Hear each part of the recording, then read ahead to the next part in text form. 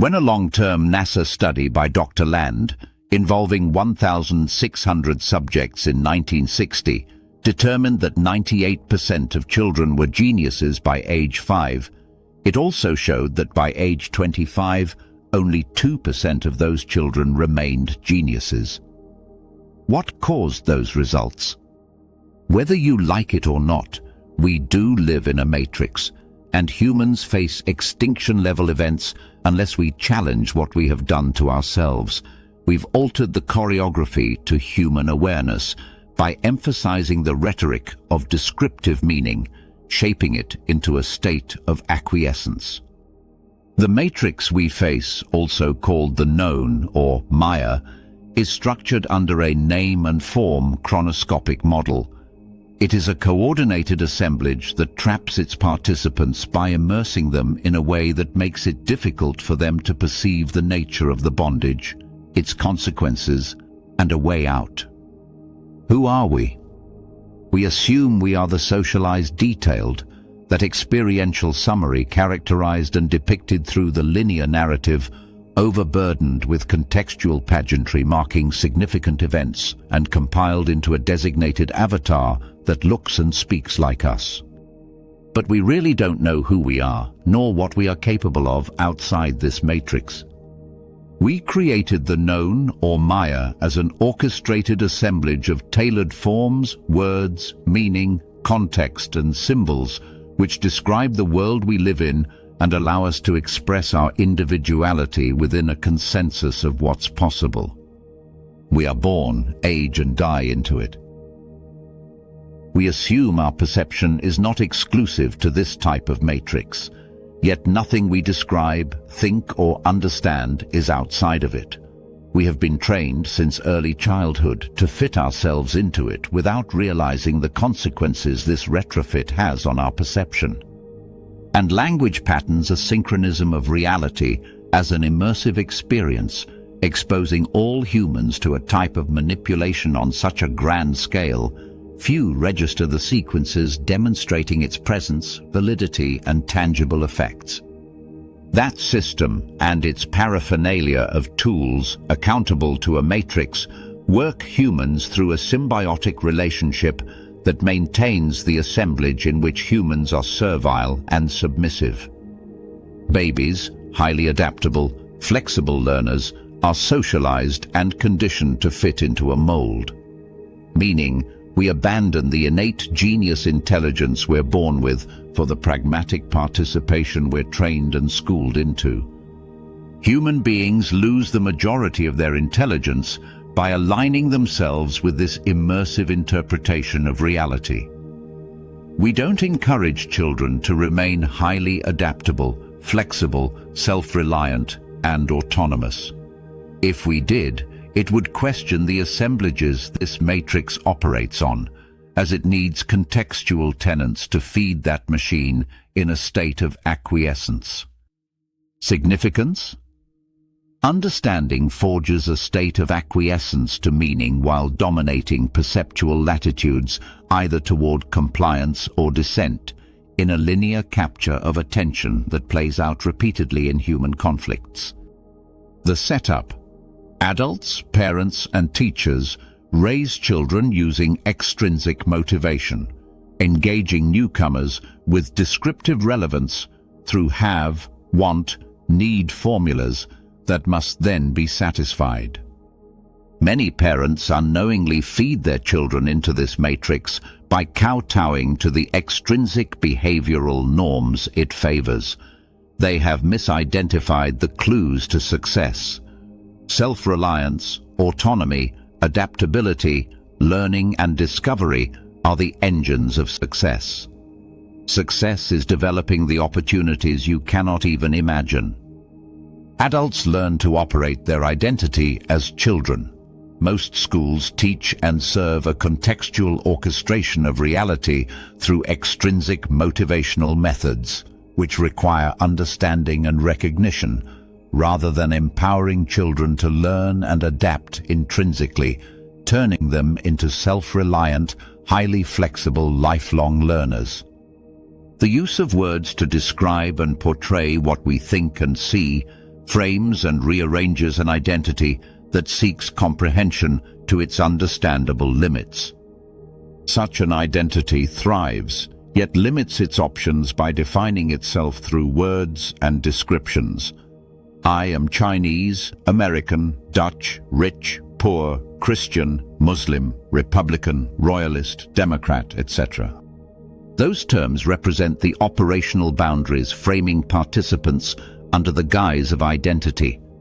The identity and orchestrated contextual assemblages surrounding you channel your perception into redundancy, maintaining who you think you are.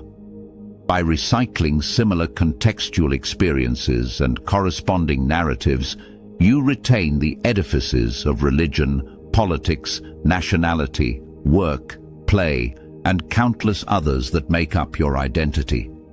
That redundancy reinforces perceptual habits. These habits create patterns you recognize as the cocoon you ultimately die in. Those patterns replicate as a shared reality among willing participants, corralled and oblivious to lost potentials beyond what is known, accepted, and understood. More precisely, in the morning, we recognize ourselves in the bathroom mirror, drive out in our car on familiar roads to a job we know for rewards we expect.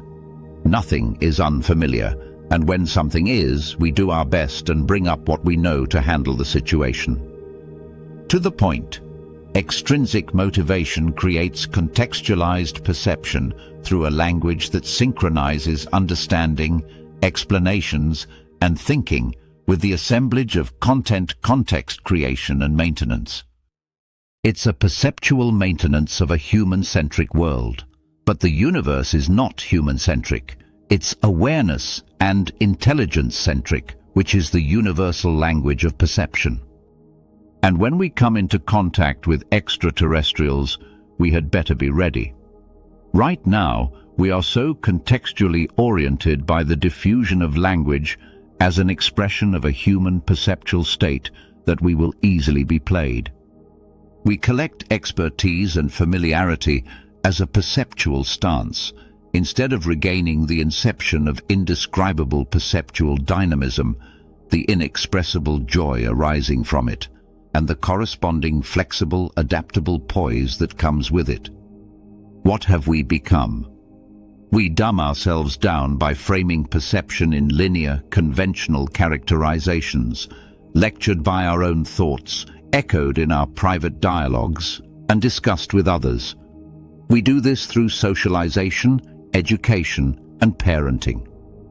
An intrinsic perceptual stance is highly subjective, thrives on flexibility rather than recognition. Intuition is a subjective, direct experiential participation, contrasting with a restrictive understanding in which the matrix holds no sway. How many words have you collected in your life? 12 to 15,000 perhaps. How many experiences have you inventoried hidden in your closet as repeated background? What dulls your edge beyond replicated exposures? Are you on automatic for part, if not most of the day? If you think you are free, do those words ascribe that freedom to the matrix you are not perceiving? These words position your experience into descriptive relevance, an extrinsic conveyance to a position your identity has adapted to. What are you referring to? Freedom as an explanation, or freedom from this matrix as an experience that words cannot contain? Thinking, understanding, and explanations are words bound into sentences that project coherent precognition through sequencing. Yet, coherence and logic are not the same as clarity. No, not the clarity defined by AI, which is objectified and represents an aggregate of what we know. This clarity is subjective and has a multi-dimensional reach with resources beyond the matrix of what is known, accepted, and understood. Such clarity leads to self-reliance, autonomy, the development of intuition, and fluid adaptation out of the contextual personality disorder so common to a language-based matrix. Human identity, once allied to contextual edifices, can easily fall prey to total immersion. They are then subverted as contextual tenets, falling into a default of perceptual habits difficult to emerge from. Think of politics in America today and endless religious wars throughout history. Coherence is a logical interconnection with a background of experiences that fit into the ecosystem we are trained to engage with. Albert Einstein said, "We cannot solve our problems with the same thinking we used to create them." What he did not say is that you need to be mentally and emotionally equipped to handle the transition. Contextual overdependence, prodded by applied language, is a costly behavioral disorder that adversely afflicts equilibrium in many people. Some politicians, their cohorts, and most contextual tenants display such disorders today. Look, the unknown, infinity, or void has neither coherence nor cohesion unless described, imposed upon, or fashioned into a linear perspective that can be contained within and scaled to our individuality, where its authenticity is lost. The unknown is not what you think it is. It is misrepresented through language, since language is not its medium. The unknown, void, or infinity is not hidden from us. Instead, the matrix, the known, or Maya, frames a contextual assertion of reality, while its narrated designs overwhelm our perceptual choices by channeling the automaticity it favors. Try shuffling the words in the sentence that explain what you think, then tell me you are not living inside a sentence. Cohesion and coherence sustain a collusion towards perceptual normality. Fifth, I stairs the 2 up run floor, or I run up the stairs to the 5th floor. Tell me that an overabundance of thinking, writing, and reading does not affect how you perceive the assemblage of your world. Words are everywhere. Libraries of opinions sustain the legal system. Everything you can think of is assembled with words. Everything you see has a name and a corresponding form. Open your eyes. Is there anything out there that does not have a name connected to it? You have been captured, trained, and conditioned into this behavioral norm. You may think what is said here is too esoteric or religious in nature. Yet greater intelligence, applied free from the surrogacy of familiarity, instantly recognizes when you are being played and allows far deeper and more satisfying connections. Everything around you centers learning and discovery as a critical aspect to your experiences, and, rather than clouding your eyes with a rigid contextual lens regurgitated from past events you've recognized, instills an unparalleled joy to life. Not life as we know it, but life without the bondage of preconforming designs from words and sensical contexts assigned to it. Colors are so much more vivid and bright, as if everything you see is seen for the first time, every time, and your participation outshines any position of importance into oblivion, beyond the joy of freedom to be who you truly are with no reservations. And there is more beyond the literal meaning of what can be explained here. Look, let's talk about the logic of your situation. Language chronicles a linear position of events, and when applied through thinking, understanding, and description, is not an authentic display of reality. It merely explicates a dimensional exercise to it. Comprehension maneuvers perception into recognition through the tools of context, thinking, explaining, and understanding. Yet we seem unable or unwilling to explore alternatives to the tools that manage us. How does language manage humans? Through a fundamental shift in which every answer maintains the link to questions maneuvered into comprehensive maintenance, managing our dependence. Thinking, understanding, and explanations marginalize perception into an account rather than full participation. These tools hook participants into the safety of verbalizing the soundboard of prescribed reality, pushing us further into comprehensive maintenance and into the arms of a duplicitous matrix. Goal-oriented humans are enlisted into repetitive prescriptive versions of reality. And since we are also overtly dependent on descriptive relevance, we form alliances with others similarly trained or trapped.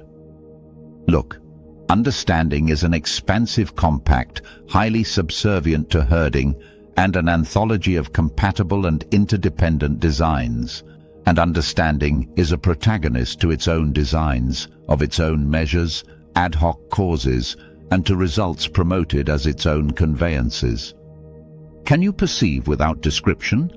And can you describe without the linear integrity and cohesion prodded by language? Language conditions perception to its own advantage.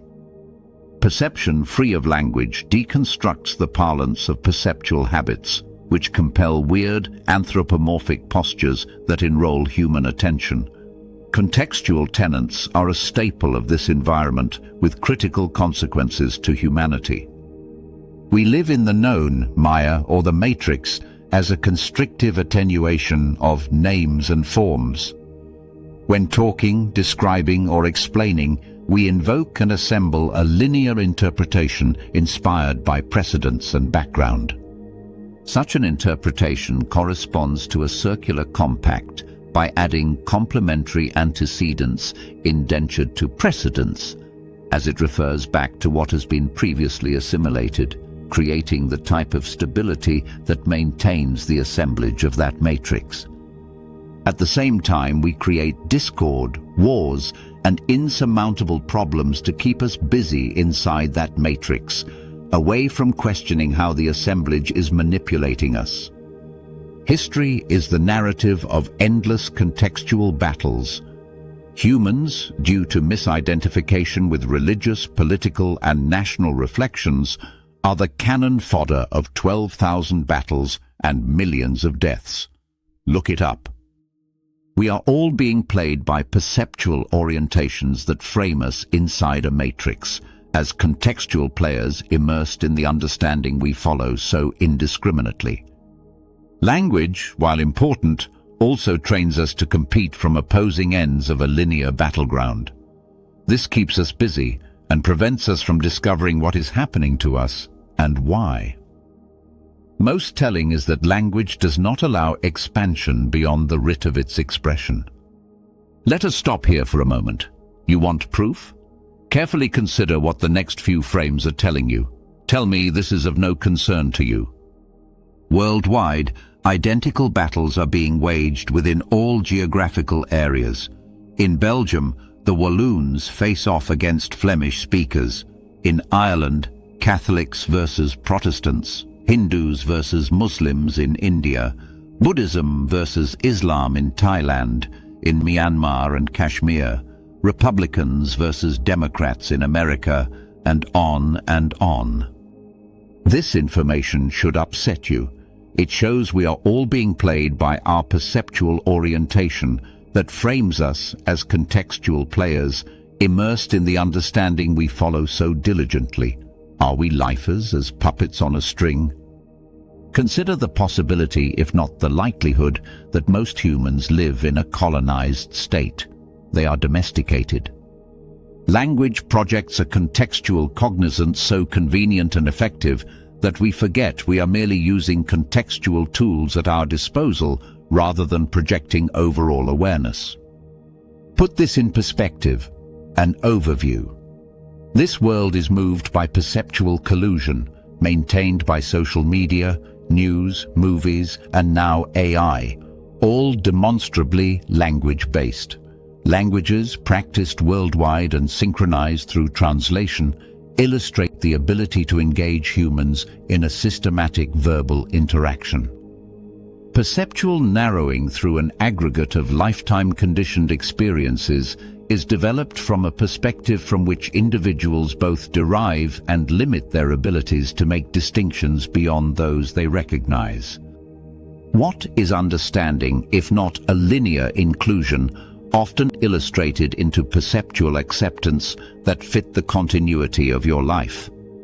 Adults today channel their attention into social merits, positions, money, success, and now authority and dictatorship.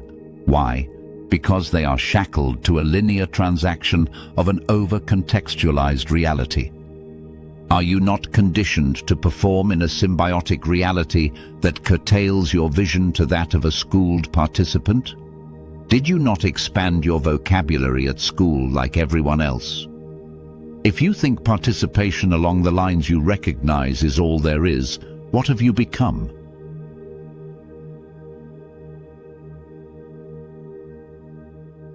Question yourself, are you being played not by whom but by what, and at what cost? Teach2learning.com. Understanding does not set the parameters to intelligence.